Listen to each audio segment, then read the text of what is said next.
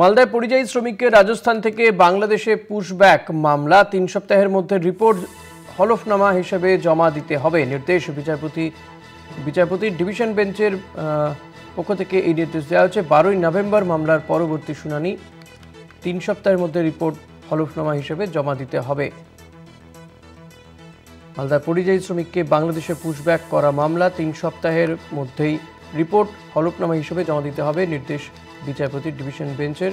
2 বিচারপতি ডিভিশন বেঞ্চের 12ই নভেম্বর মামলার পরবর্তী শুনানি।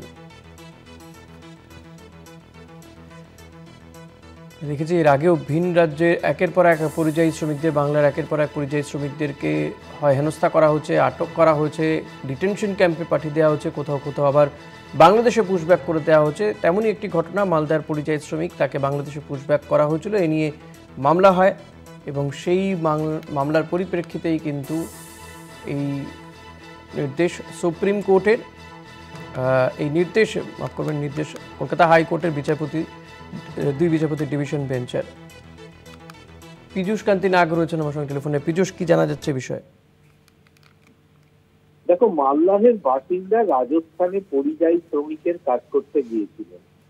সেখানে বাংলাদেশি সন্দেহে তাকে আটক করা হয়। প্রায় 1 মাস আটক থাকার পর তাকে বাংলাদেশে পুশব্যাক করে দেওয়া হয় বলে অভিযোগ। পরবর্তীকালে আদালতের নির্দেশে তাকে মালদাহে ফিরিয়ে আনা হয়েছিল। তার পক্ষের আইনজীবীর দাবি হচ্ছে যে এই যে বেআইনি ভাবে তাকে আটক করা হয়েছিল, তার বিরুদ্ধে আদালতের দ্বারস্থ হয়ে তিনি ক্ষতিপূরণ দাবি করছে তার পরিবার।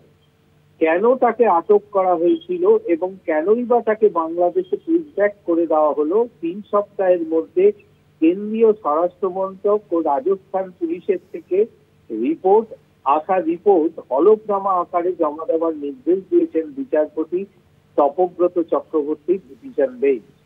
12ই নভেম্বর মামলার পরবর্তী শুনানি। যদিও এদিন